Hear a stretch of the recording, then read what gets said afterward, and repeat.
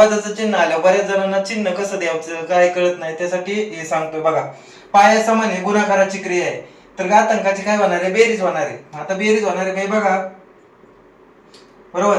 बघा अधिक वजा वजा मोठ्या संख्येचं चिन्ह, म्हणजे 4 मधनं 3 गेले, किती राहिले, 1 राहिला. पण मोठ्या संख्येचं म्हणजे कुठलं चिन्ह राहणार आहे, त्याला अधिकचं चिन्ह राहणार आहे. त्या पद्धतीने बघा. त्यानंतर बघा घातांकाचा, बघा त्यानंतर त्याच पद्धतीचं दुसरं गणित आहे बघा, घनमुळात येतं. ही घनमुळात काय दिलेलं आहे बघा, 7चा p अधिक 6 बरोबर 7चा 9वा घात. तर बघा आता इथं घनमुळाचं चिन्ह आहे, म्हणून काय करायचंय, घनमुळाचं चिन्ह काढण्यासाठी दुसऱ्या बाजूचा घन करा. दुसऱ्या बाजूचा घन केल्याच्या नंतर हे घनमुळाचं चिन्ह काय होणार आहे, निघून जाणार आहे. मग बघा कसं होईल, p अधिक 6 बरोबर 9 त्रिक किती आले, 27. अधिक 6 आहे तिकडे जाऊन वजा होती, मग p बरोबर 27 वजा 6. तर त्यानंतर बघा p बरोबर 27 मधून 6 गेल्याच्या नंतर 21, तर p बरोबर किती आले, 21. घातांकाचा नियम बघा, घातांकाच्या नियमामध्ये समजा वर्गमुळात दिला असेल तर कसं करायचं, तर बघा वर्गमुळात 11चा 2m वजा 4 बरोबर 11चा घन. तर अशा पद्धतीचं गणित आल्याच्या नंतर कसं सोडवायचं बघा, हे वर्गमुळाचं चिन्ह आहे, वर्गमुळाचं चिन्ह काढण्यासाठी दुसऱ्या बाजूचा वर्ग केल्याच्या नंतर हे वर्गमुळाचं चिन्ह काय होतं, निघून जातं.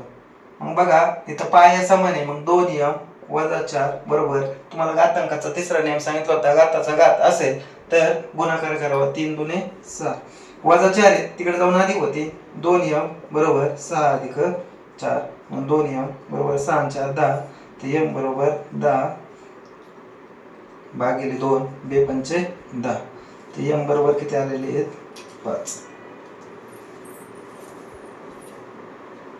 घातांकाचा दुसरा नियम आहे बघा, पाया समान भागाकाराची क्रिया असेल तर घातांकाची वजाबाकी करावी. पाया समान भागाकाराची क्रिया असेल तर घातांकाची काय करावी, वजाबाकी करावी. मग बघा 6 मधनं 5 गेला, 1 राहिला. त्याच पद्धतीचं दुसरं पण गणित आहे बघा, भागाकाराच्या घातांकाच्या दुसऱ्या नियमातलं. पाया समान भागाकाराची क्रिया आहे तर घातांकाची काय होणार आहे, वजाबाकी होणार आहे. म्हणजेच बघा तुम्हाला समजत नसेल तर असं करून घ्या, इथं वजा बरोबर, घातांकाची काय होणार आहे, वजाबाकी. कंसाच्या बाहेर जर वजा चिन्ह असेल तर आतलं चिन्ह बदलतं. म्हणजेच बघा इकडे करून दाखवतो तुम्हाला, 3 आहेत, ह्या वजामुळे ह्या वजाचं काय झालं, अधिक झालं, अधिक किती 3 3 आणि 3 किती झाले, 6. तिसरा नियम आहे आपला बघा घातांकाचा, घाताचा घात असेल तर गुणाकार करावा. बघा घाताचा घात असेल तर काय करावा, गुणाकार करावा. बघा पाया 8 आहे, त्याचा चौथा घात परत त्याचा तिसरा दिलाय, म्हणून बघा 8चा काय येणार आहे, 4 त्रिक 12. अशा पद्धतीने हा घातांकाचा तिसरा नियम आहे. त्यानंतर चौथा नियम बघा, पटपट सांगतो. चौथा नियम बघा, कुठल्याही संख्येचा घातांक, कुठल्याही संख्येचा घातांक 0 असल्यास उत्तर 1 लिहावे. कुठल्याही संख्येचा घातांक 1 असल्यास आपलं 0 असल्यास उत्तर 1 लिहावे. त्यानंतर बघा त्या पुढचा नियम आहे बघा 5वा, कुठल्याही संख्येचा घातांक, कुठल्याही संख्येचा घातांक 1 असल्यास उत्तर 30 संख्या लिहावी. कुठल्याही संख्येचा घातांक 1 असल्यास उत्तर 30 संख्या लिहावी. त्यानंतर बघा पुढचा एक नियम आहे 6वा नियम, कंसामध्ये